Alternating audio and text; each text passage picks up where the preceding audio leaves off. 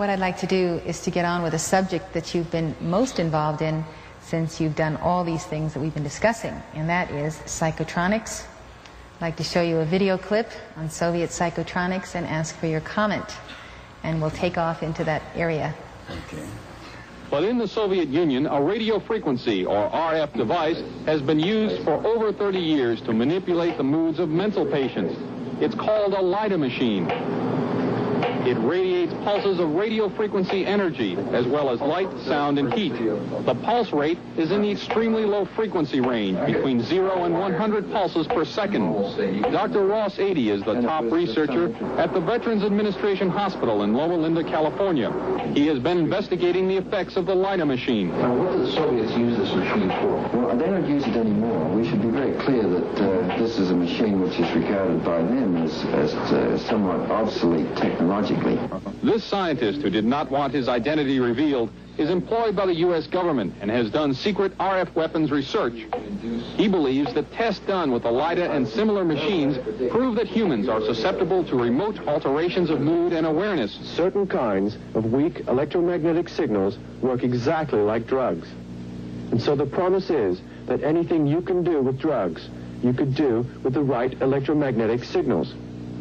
Apparently, there are specific sites involved, specific functions involved. It's a matter of matching up, just like it is with a pill or a drug, to cause and effect. You could have a cause and effect relationship between a magnetic field and a biological function.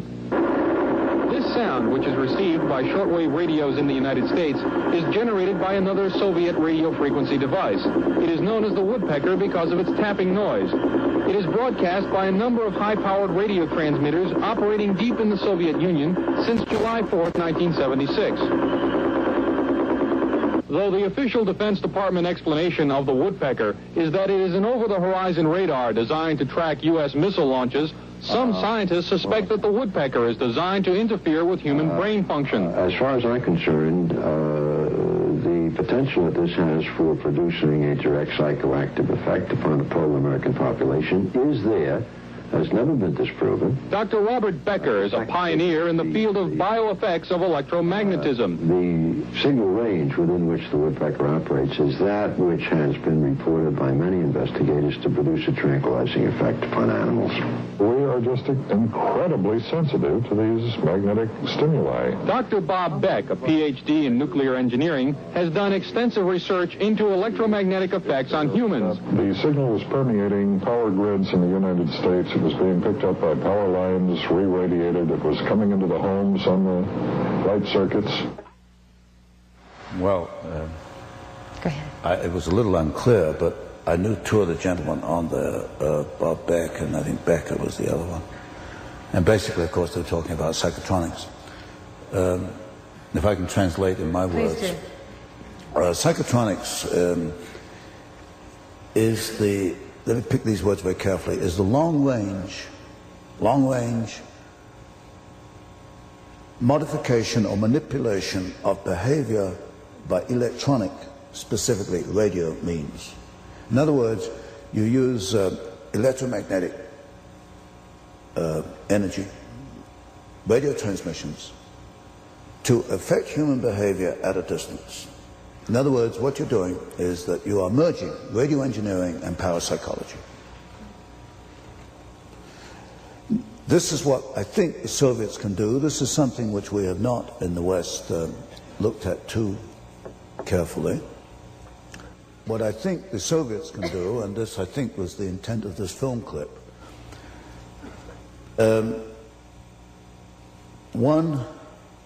let me summarize what they can do and then in more detail about one or two of these facets. One, they can manipulate behavior at a distance. For example, they could create a riot, which you couldn't stop, in this auditorium, right out of that transmitter. What they would do specifically is that the name of the transmitter is not the one I know. I know it as the Gomel transmitter. He called it the woodpecker signal. But what they do, they broadcast the signal to create a riot. You broadcast 11 hertz, 11 cycles per second, beamed into this room. And it would, without you knowing, you would start to get uncomfortable, then upset, and then I presume start getting a little active, like throwing the plants around or breaking up chairs, things like that. You use specific, what are called radio frequency windows. 11 hertz will create that kind of behavior. Other frequencies, other windows will create other kinds of behavior. You can create a passive behavior. You can make people go to sleep. You can create narcotic effects. It has been used actually as an antidote, as a cure for narcotic addiction. You can make people alert. You can make them misconstrue, misunderstand things. Each has a specific, very precise frequency. We know what these frequencies are. We know the behavior, modification that can be brought about.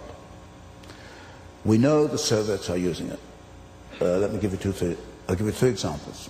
One, the Moscow Embassy in 1977, the State Department discovered that its employees were being zapped by what they call microwaves, that were really these transmissions, extremely low frequency transmissions. The ambassador, in fact, had heart problems as a result of it. And you can induce medical effects. You can induce heart attacks at a distance with certain frequencies. That's one example we know. The State Department then took the wrong approach. It's put screens on windows, but we know that copper and steel screening will not shield from alpha, extremely low frequency waves. There is another antidote, which we can get into later if you want. One, we know you can modify behavior through beaming radio waves on specific frequencies at a distance. We can do that. How great a distance? Well, the transmitter they're using is at Gomel.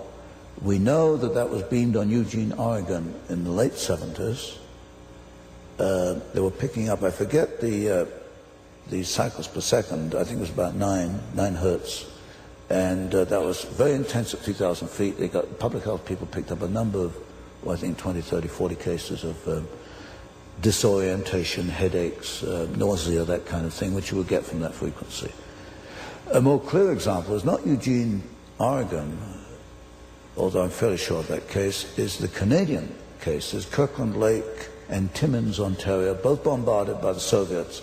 In this case, I'm in touch with a Canadian scientist who did the analysis for the Canadian government. There is no question in his mind that the Soviets bombarded Kirkland Lake and Timmins with a frequency which would create disorientation, headaches, and nausea, that kind of thing. So the distance, if you can get a radio wave in there, you can get this effect in there. It's the frequency on which it operates. The purpose of this was an experiment to prove what they could do and what they could do in wartime? I think in the early 70s, this was experimentation. I think what they're doing today is not experimentation. If you look at the State Department, which as I see it, has not made one decision in our favor. Every decision is against us. If you look what happened in the Moscow Embassy, if you get Schultz saying that counterintelligence is not productive, you know, these ridiculous statements, you begin to think that, okay, you can bring this about through psychoactive warfare, psychoactive manipulation using ELF waves, extremely low frequency waves. And that's what Robert Beck and the other gentleman were saying. Do the Soviets select certain individuals in the United States, or do they take a picture of them and put it in a machine in the Soviet Union? Field. Or what do they do? There's several different things here. Firstly, I cannot prove that the Soviets have done this, but what I do know is that the West Germans issued their diplomats with protective devices about 10 years ago. In fact, I have the circuit diagrams for these protective devices. The West Germans have recognized the problem. They have taken moves against it. The State Department in '78 was not recognizing the problem. I don't know if they've taken any moves against it. It looks as if they have not.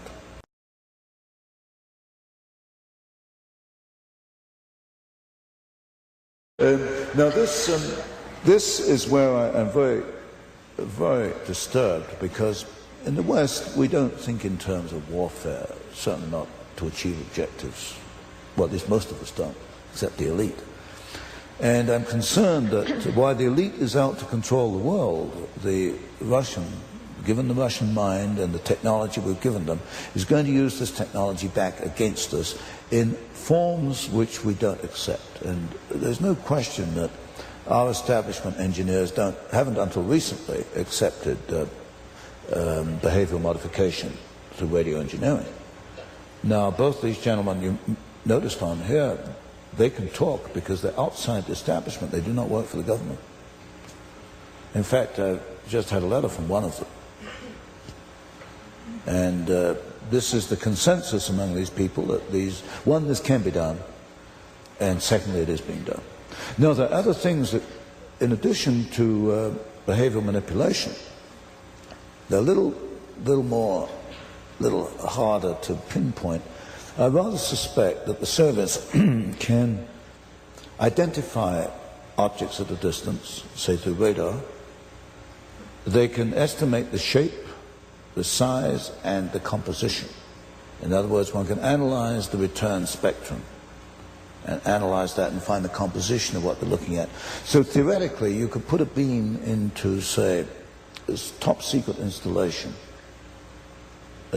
inside it, and you could get a picture back, very roughly, giving the shape, the size, and the composition of the article that was the other end of that beam. They can use it, I suspect, for telepathy. Telepathy for a long time has been a random sort of phenomenon.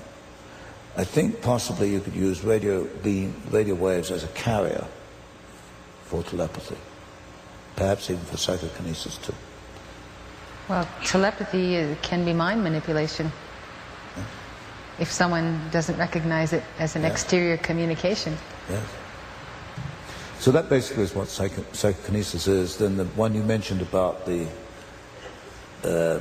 putting the picture in the well, the number of end uses for that, I don't know which one you had in mind, but for example, it could be used for finding people. Tracing people. You could put a picture of a person within this machine and through a map have it trace out the coordinates where the person is. I heard that it was used in one case, the US Navy, now I cannot verify this, it's only it's just hearsay, that the US Navy did experiment with this kind of operation by getting the signatures of Soviet submarine commanders and using this process for identifying the location of this particular submarine. Now that's a fantastic achievement by a signature. Yes. You can't hide anything on this earth, not even a thimble. Yes. Now, do you think the Soviets are targeting certain segments of our population that are the leadership, the Congress, the military, or do you think that over the pole are coming ELF waves that are affecting the entire population, beaming these between 3 and 4 a.m. in the morning and so forth? Yes. Well, if you look at Washington, you go into Washington, it's like a world apart. And you go through all, like we did earlier, do we explain these things by stupidity, by ignorance? And you're almost left up by default with this behavioristic manipulation. It's the only one that really fits. I mean, these people are so out of touch with reality, as I see it, and as you see it, that this really becomes the only explanation will hold water. Well, when you have a few people that are not in any way influenced by it and take their stand for reality, for truth, for common sense, do these people have a natural repellent of these kind of energy waves? Is it the strength of God within them, or what is it that keeps some people totally clear in their thinking? I think there's got to be an inner force, and a spiritual power, which enables us, perhaps gives us an inner strength to see truth, to see things as they really are. And these people, as you mentioned, don't have this inner strength, this inner power, this inner reflection of God. And when you look at the people who are receptive and who tout this line, they seem to have had the capacity for vulnerability to this before they came under that attack. Like Schultz, for instance. Yes. A vulnerability. Yeah, like Schultz. I mean, you could say he's a victim of ELF waves, but Schultz was Schultz before he was a victim of ELF waves, is what I'm saying. Yes, it's whether the Soviets manipulated his psychological weaknesses or the ELF waves brought them about. But the kind of person you get in Washington, a person who searches for power, you can guarantee that 95% of the people in Washington have got this lack of inner strength, as you mentioned earlier. You know, it's been observed by top people in Washington that the attrition rate on the part of people visiting the Soviet Union and then coming back and being soft on communism is amazing. In fact, they can go to the Soviet Union and be totally turned around in their views and become pro-Soviet. Do you think that therefore there is a greater effect of this mind manipulation in Soviet territory at closer range? You're getting this with the businessmen. These top businessmen go to the Soviet Union and they come back. Dwayne Andrews is a very good example. He's chairman of Archer Daniels Midland. They come back from the Soviet Union and they may as well be reading a translation of pamphlet when they come back. It's the straight party line, right the way down. No, they weren't always like that. But you do get this phenomenon, not so much with diplomats, but you certainly get it with businessmen. They go there, they're wined and dined. I suspect they get this psychological manipulation. And they come back, and then they parrot the party line. When you challenge them, they become confused and hostile. That's a real telltale sign, isn't it? Real telltale sign. The hostility is a front because there's no reason behind it. It's a bluster. It's bluster. And I've seen that at first hand. They become very antagonistic. I've seen it too. Yes. Which is weakness. There's nothing behind it. They're confused themselves why they're saying this and why